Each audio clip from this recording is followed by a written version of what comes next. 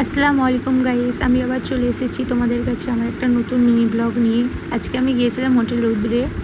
চলো তোমাদের একটু হোটেল রৌদ্রটা ঘুরে দেখায়।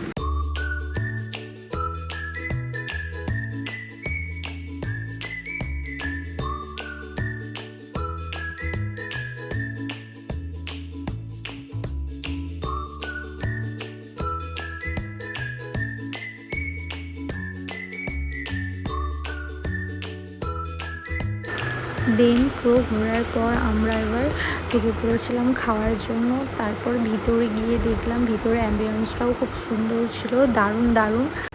তো এখানে আমি বসে পড়ছিলাম। আর হ্যাঁ, আমি এখানে একা যাইনি, এখানে আমার পুরো ফ্যামিলি গিয়েছিলাম আমরা। এখানে আমার শাশুড়ি মা, আমি, আমার ননদ, আমার বর, আমার মেয়ে সবাই মিলে গিয়েছিলাম।